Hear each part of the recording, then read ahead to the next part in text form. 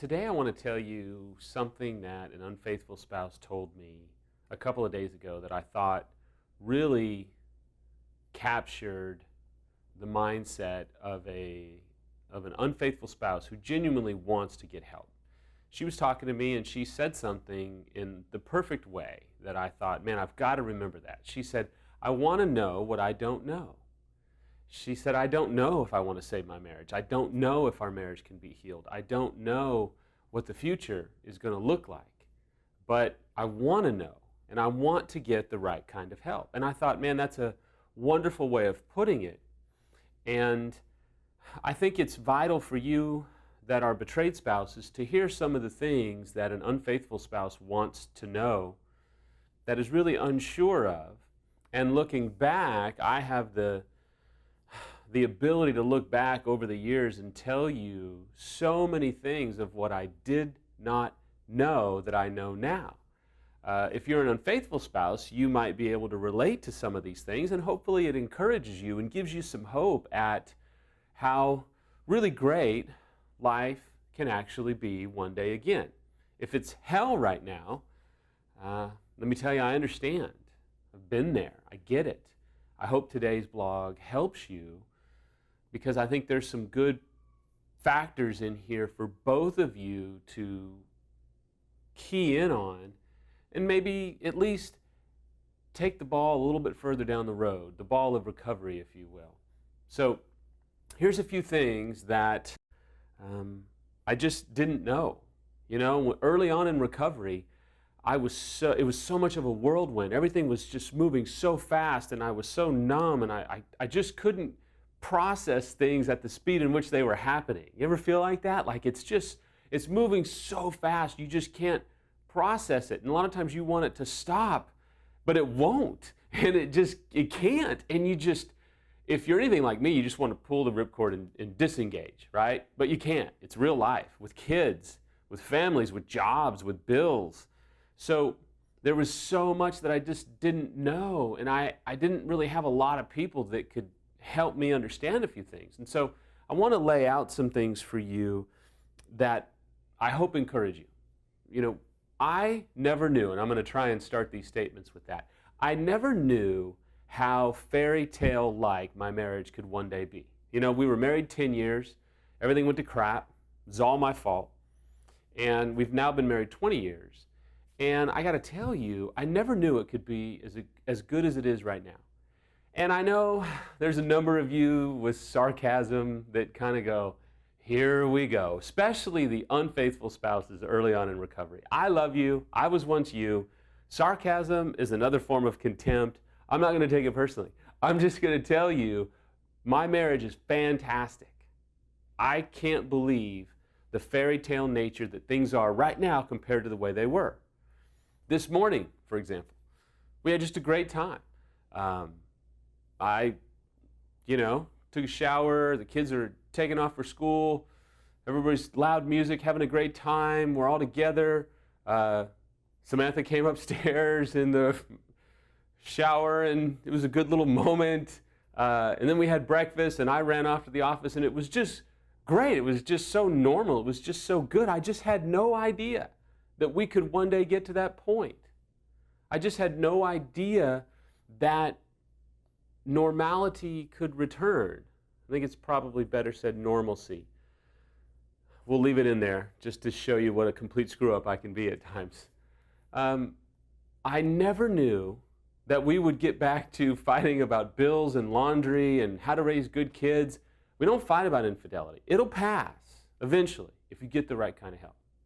I never knew that there would be so many moments that I would have this sobering moment of, I'm so glad I was here for this. Perfect example.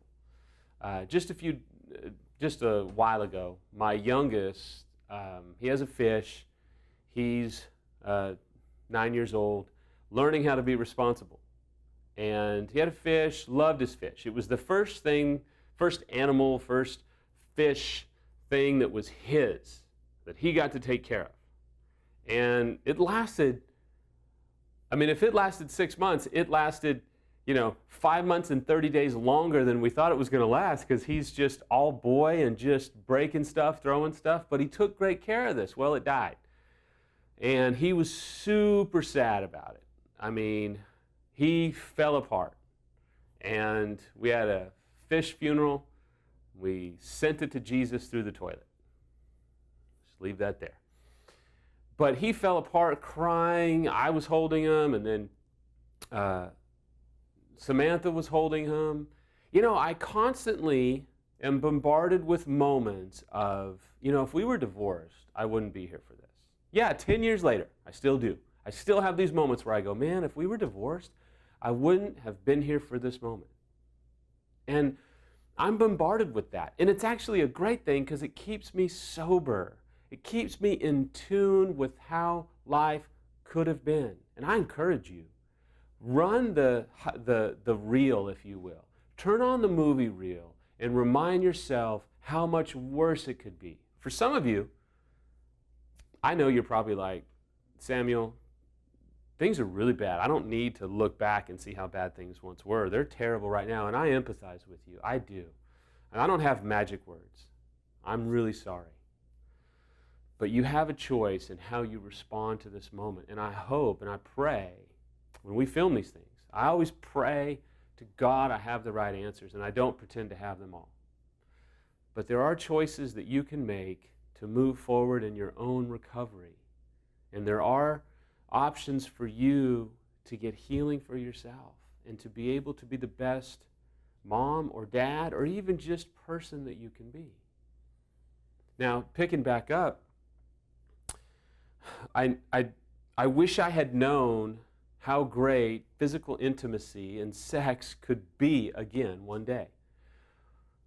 The God's honest truth is, for those that are encumbered by infidelity, there's always one or two main issues that you feel were the undermining issues of the marriage. And for us, physical intimacy was just one of them.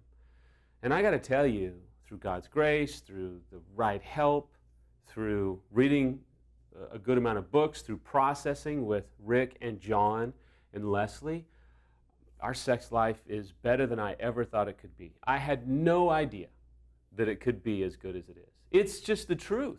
10 years ago, when everything fell apart, even early on in recovery at the EMS weekend and all of that, people were telling us this, and the mentor couple was like, man, it'll be awesome. And I sat there going, okay, yeah, sounds great. It was kind of like I was at this network marketing meeting. I was like, oh man, it sounds great, yeah.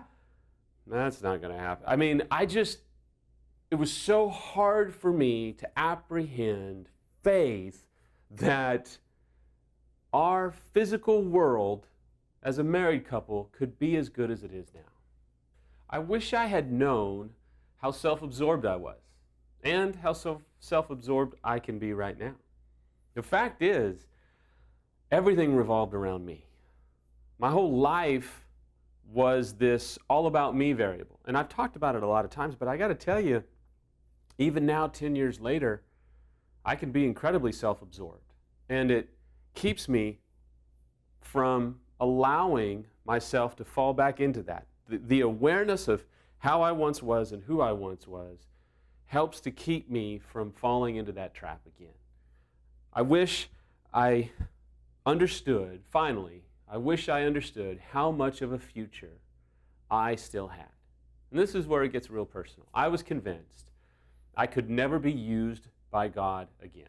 I was convinced, if you don't believe in God, that I really had no world-changing, life-changing value ever again. I literally had this moment on my knees praying to God, and if you're not a Christian, that's okay. I just had this moment where I just said, you know what?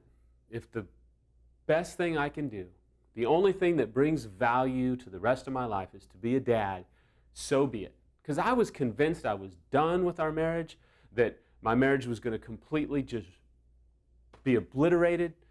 I was convinced that, man, I'm just going to be a washed up failure.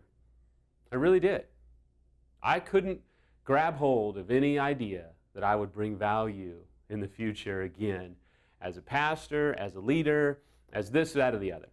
And in this little room, I get to film these little vlogs and have a great time with it. I get to help a lot of people. God has done so much with my life that I never, ever thought 10 years ago that He would do. And I want to tell you, as I just kind of end this thing, you have value regardless of the mistakes that you've made, regardless of the damage that you have embraced from your spouse's choices, regardless of how hopeless it seems right now. You have value. There is meaning and there is purpose and there is the opportunity for your life to one day in the future become incredibly rich to the point that it seems comical right now. But I promise you it's possible. So don't let today be the day that you give up. Let today be the day that you choose to go forward, even if it's just an inch at a time, slowly but surely.